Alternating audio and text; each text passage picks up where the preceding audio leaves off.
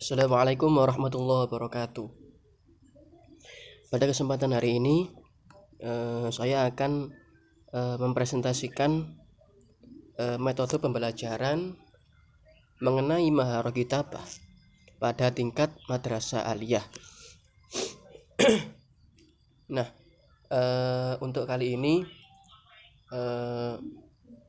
metode pembelajaran ini dikhususkan untuk siswa atau siswi madrasah aliyah kelas 12. Pertama-tama, sebelumnya kita akan membahas tentang definisi kitabah. Kitabah adalah, atau dalam bahasa Indonesia disebut menulis. Menulis adalah sebuah keterampilan berbahasa yang terpadu, yang ditunjukkan untuk menghasilkan sesuatu yang disebut tulisan.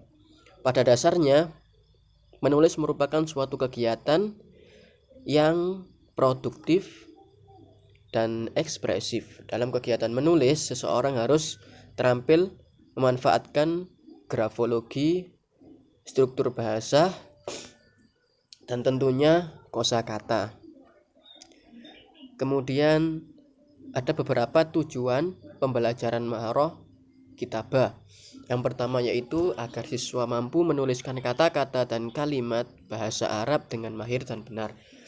Dua, agar siswa mampu menuliskan dan membaca kata-kata dan kalimat bahasa Arab secara terpadu. Tiga, melatih panca indera siswa untuk aktif berbahasa Arab, baik itu melalui perhatian, pendengaran, penglihatan, pengucapan, dan tentunya kitabah atau penulisan itu sendiri. Kemudian yang keempat, menumbuhkan penulisan bahasa Arab yang indah dan rapi. Yang kelima, menguji kembali pengetahuan siswa tentang penulisan kalimat yang telah dipelajari. 6, melatih siswa mengarang dengan bahasa Arab menggunakan gaya bahasanya sendiri. Dalam metode pembelajaran kali ini saya sedikit berbeda, karena di sini saya menggunakan tes kemampuan maharah kitabah.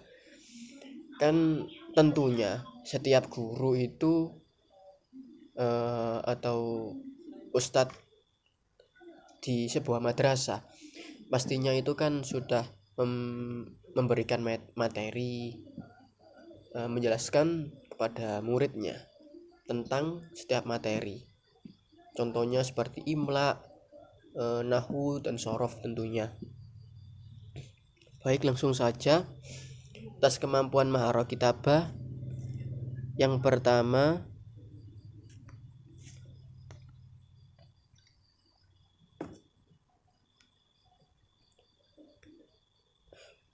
bentuk soalnya berupa tes tanda baca. Tes ini dimaksudkan untuk mengukur kemampuan siswa dalam memberikan tanda baca dalam nas tertulis seperti koma, titik, tanda tanya, tanda seru, dan lain-lain. Kemudian bentuk soal yang kedua berupa item ejaan. Yang pertama, imla. Ada bermacam-macam cara untuk mengukur imla. Salah satunya adalah dengan menuliskan sesuatu yang didengar. Artinya guru mendikte murid, entah itu di dalam kelas atau mungkin seperti di luar kelas karena bosan di kelas mungkin. Nah, guru mendikte kosakata. Perintahnya yaitu uktub al-kalimat al-atiyah allati tasma'uha. Tulislah kalimat yang sesuai yang kalian dengar. Contohnya seperti Musa, Aso, Dama, Su'al, Sa'ala, Sa'al, As'ilah, Dahabu, Ma'lamu. Fungsi dari tes imla ini yaitu agar siswa mampu menuliskan kata-kata dan kalimat bahasa Arab dengan mahir dan benar. Yang B yaitu tes memilih dari beberapa pilihan kata. Dalam tes ini ada 4 pilihan kata, yang 3 benar dalam penulisannya dan yang 1 salah. Siswa diminta untuk memilih jawaban yang benar dari beberapa jumlah tersebut. Contoh, yang pertama ada soal, ru'us, mi'ah, ma'mun. Nah, dari jawaban tersebut, dari kata-kata tersebut ada 1 kata yang salah. Yang manakah penulisan yang salah? Nah, di sini dicontohkan pada jawaban yang C, yaitu mi'ah, karena kurang alif, bukan menggunakan alif yang sambung tersebut. Fungsinya yaitu menguji kembali pengetahuan siswa tentang penulisan kalimat yang telah dipelajari. Kemudian C, mengidentifikasi kata yang bersambung dan tidak bersambung. Siswa diminta menganalisis setiap kata yang terkadang bisa disambung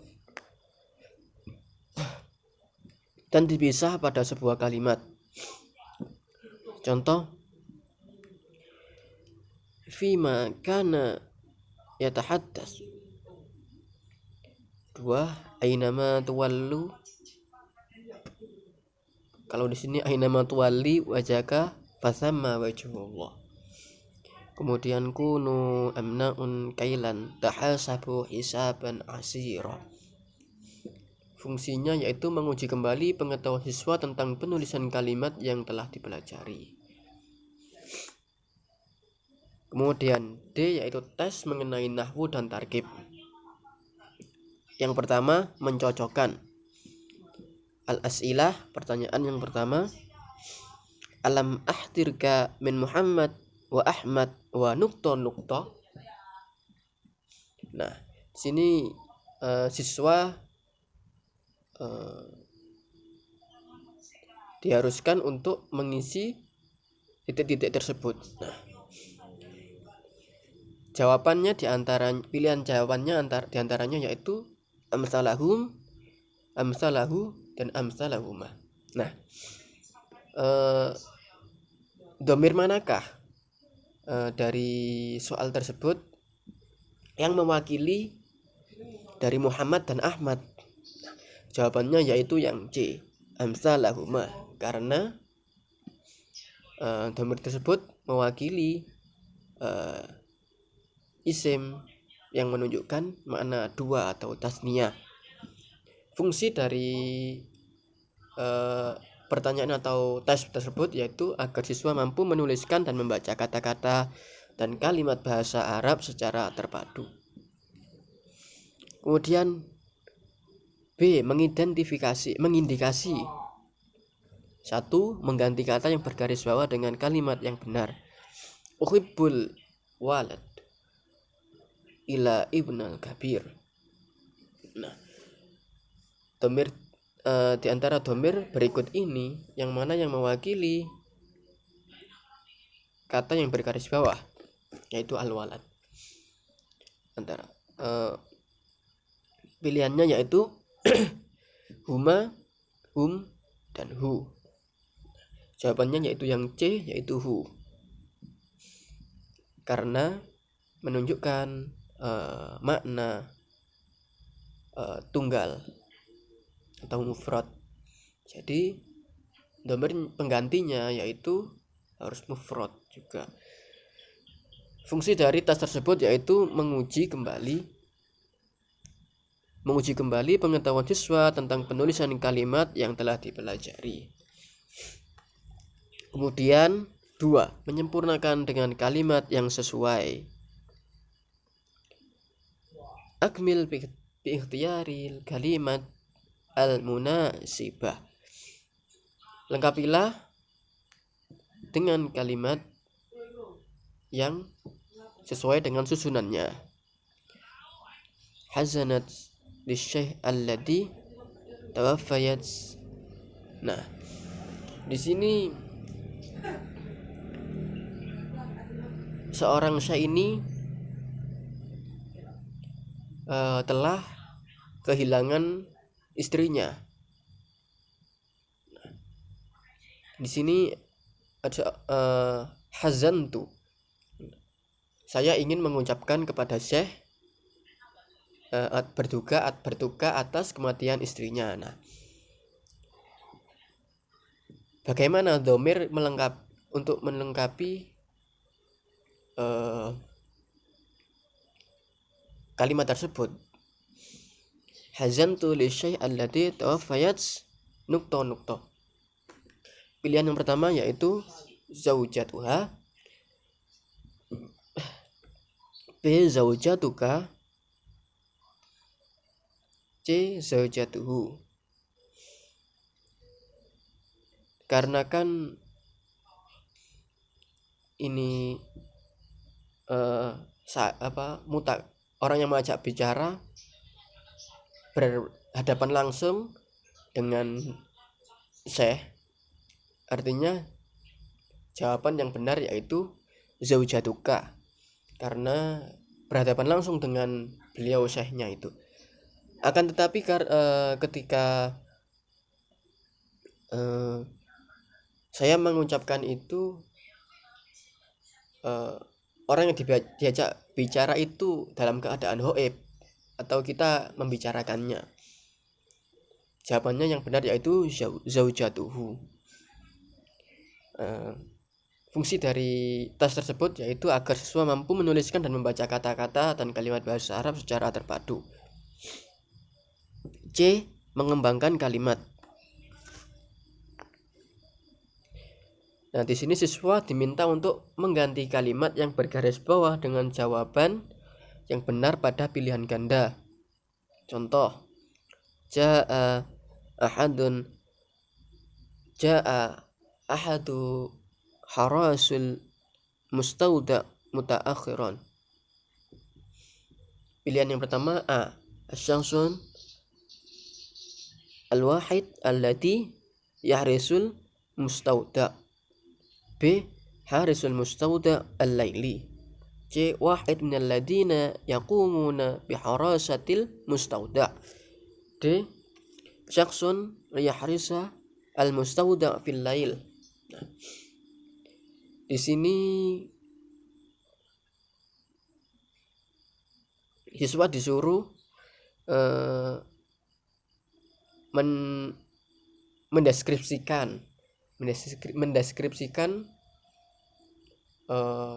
manakah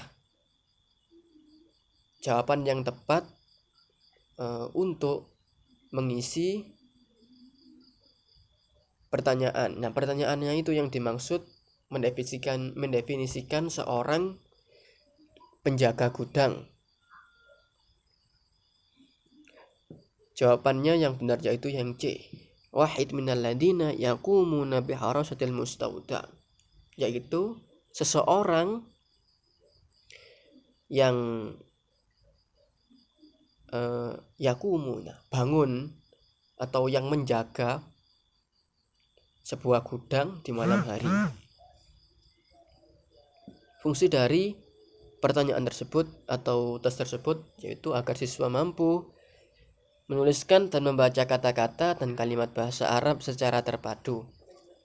Tes yang selanjutnya yaitu menghubungkan. 1. Memilih jawaban yang berhubungan dengan dua kalimat. Istiqoraj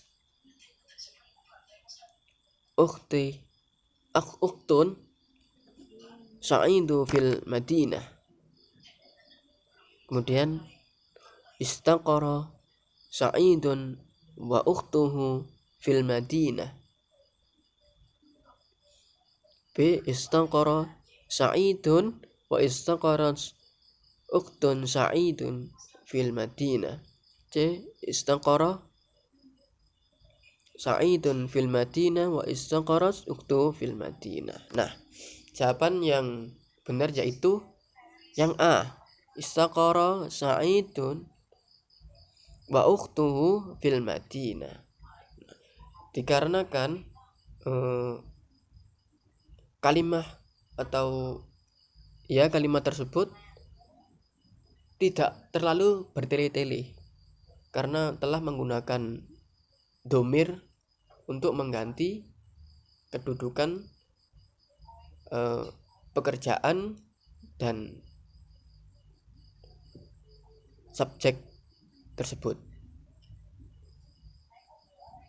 Fungsi dari tes tersebut yaitu agar siswa mampu menuliskan dan membaca kata-kata dan kalimat bahasa Arab secara terpadu. Kemudian ada beberapa tes. Yang pertama, ikhtibar kitabah al-huruf, tes menulis huruf.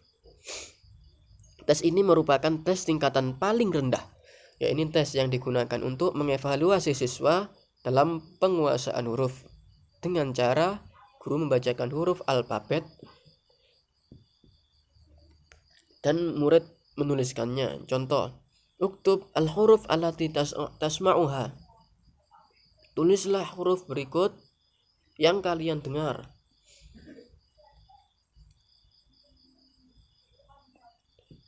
Artinya seperti guru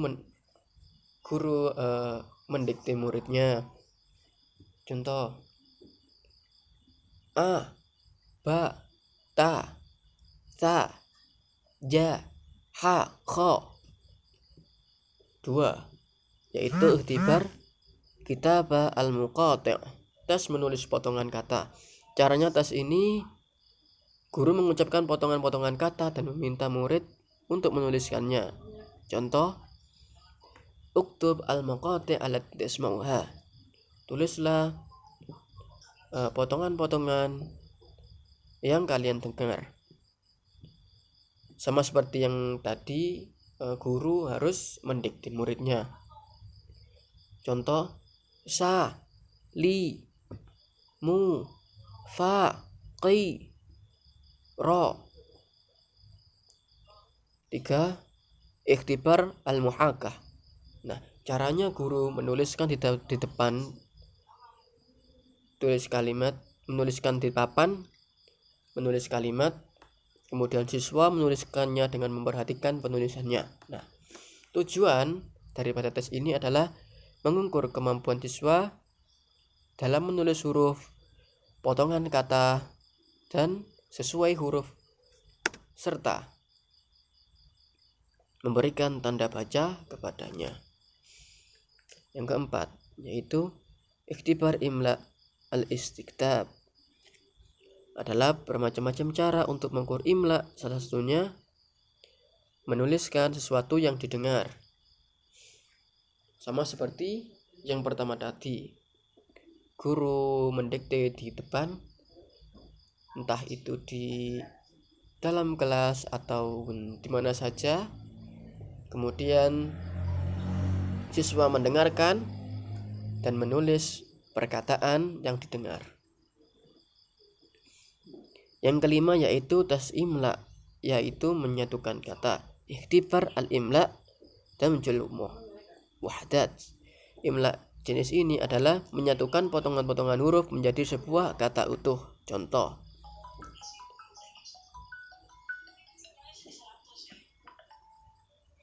ma plus da menjadi mada.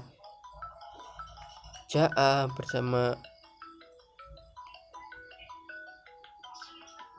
ja'a ditambah waw menjadi ja'u. Nah, kemudian murid-murid disuruh untuk membuat kalimat dari kalimat yang telah disambungkan tadi. 6. Yaitu ikhtibar al-imla al-ihkam. Ada juga tes imla dengan cara al-ihkam, yaitu mengujikan hukum-hukum imla seperti hukum hamzah wasal dan hamzah khata', lam syamsiyah dan lam qamariyah, alif mamdudah dan alif maksurah, dan lain-lain sebagainya. Seperti contoh, bayin kaifa taktub al-hamzah fil halat al-atiyah. Nah, di sini murid-murid atau siswa disuruh untuk menuliskan hamzah seperti yang diminta dalam tugas tersebut. Contoh, hamzah mutawasithah maftuhah ba'da dhammah. Nah, di sini siswa disuruh untuk menuliskan hamzah mutawasithah al-maftuhah, hamzah yang berada di tengah, ba'da dhammah yang berada setelah dhammah. Kemudian hamzah mutawasithah maksurah ba'da fathah. Artinya siswa disuruh menuliskan contoh hamzah yang berada di tengah, hamzah fathah yang berada di tengah, yang berada setelah fathah. Kemudian 7 yaitu ikhtibar al-imla al-ikhtiyar min muta'addid. Dalam tes ini akan nampak kumpulan dari kata-kata misal berjumlah 4 yang 3 salah dalam penulisannya dan yang 1 benar. Siswa diminta untuk memilih jawaban yang benar dari beberapa jumlah tersebut. Contoh, dairah haulal kalimah al-wahidah as-sahihah imlaiyan fi kulli majmu'.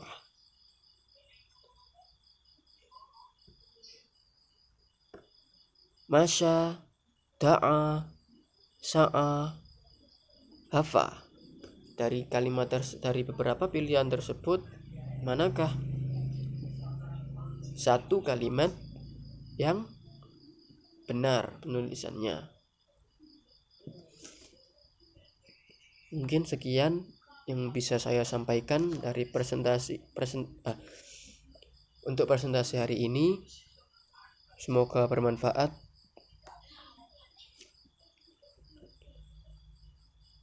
Sekian dari saya. Apabila ada kurangnya atau salah kata maupun tingkah, saya mohon maaf yang sebesar-besarnya. Wassalamualaikum warahmatullahi wabarakatuh.